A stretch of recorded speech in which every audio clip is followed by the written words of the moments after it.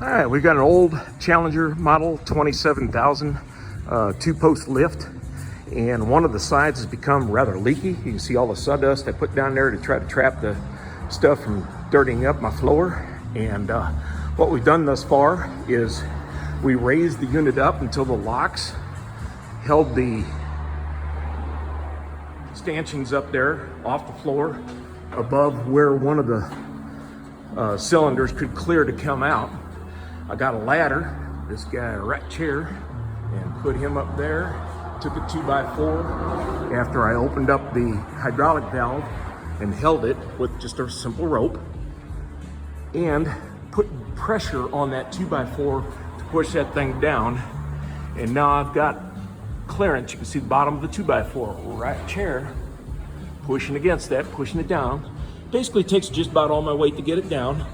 So we have it in this position. Now I should be about ready to pull this cylinder out, and that'll require just a removal of the hydraulic line to it, and then it should just basically pull right out. It's free. It's freestanding within the constraints of the chain and the hydraulic line.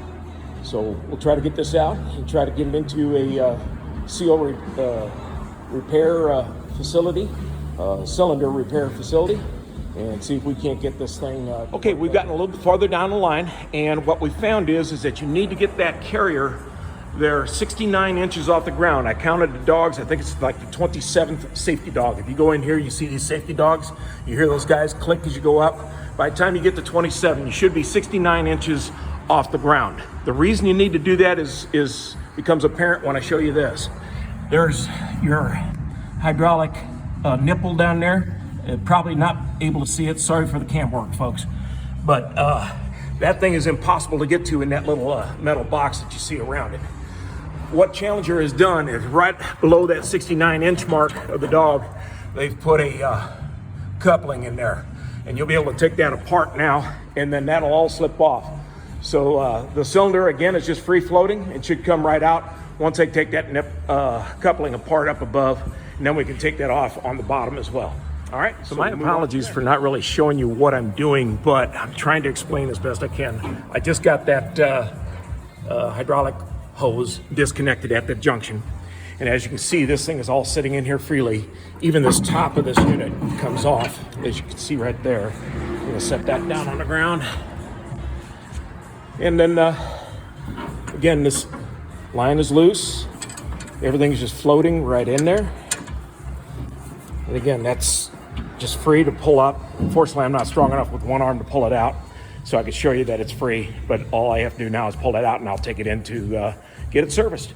As I explained in the last segment, that unit was free floating and I was able to lift it out. I took it to a dealer, hydraulic dealer to repair shop, at least, a hydraulic repair shop, to get it repaired, and it has new seals in it, and I've just reattached that unit down on the bottom down there. Again, that's that free floating coupling that's down on the bottom of the unit, and I'm about ready to go ahead and just put this back in to the lift, and we'll start putting things back. So again, my apologies for being a one-horse show and not being able to show you this, but I got a little keeper nut there for that hose to keep that all back and out of the way of all these chains that you see in here, so it doesn't wear out that hose. And the hydraulic line hose that I've been calling it is, you can see back in here, that junction is all put together. So now we're going to put that pulley back on top of this guy, wrap the chain all up, and see about putting some hydraulic fluid in the system, pumping things up and seeing if we've got a working. Okay, so as you can see, we've got everything bolted back together in here, and that's all ready to go.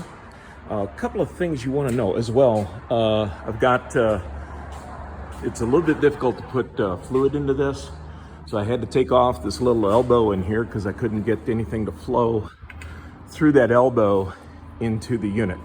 So using this ATF funnel going into there, that seemed to take it pretty well. And so I replaced the fluid that was spent on my floor, and I'll put this all back together, and then we'll start raising this up and see whether or not it works. One thing I wanted to point out is, you see this cap here? That's the cap that goes on top of that elbow that comes out of here. Well, that cap is vented, and you want to make sure that your pump is vented, and then also the ends of each of these cylinders have an outlet on them. And you want to make sure that if that is not capped solid, so you want a hole in any cap that goes into there so that can breathe. If it ends up leaking from there, that means your seals are having a problem and that you need to replace them or get somebody to service your hydraulic cylinders. So we'll bolt this all together and put it into action and see if it works. So I was able to get the chains all lined up, this all buttoned up, and ran the pump until everything pushed the cylinders up into and aligned with each other from side to side. And now I'm lowering the units in order to be able to put the arms onto that dog on that side over there. And I'll get back to you in a little bit. So the preliminary results look pretty good. I cycled it and both sides are consistent with each other. You can hear the dogs working like they're supposed to. And we've been able to cycle this a couple times. Should be good for a load. Okay, looks like it's working. No leaks. Got a flying 36 Ford pickup on it. And everything seems like it's good. There's the bad side right there. No issues. So, looks like we got this thing squared away. It's good to be back in business.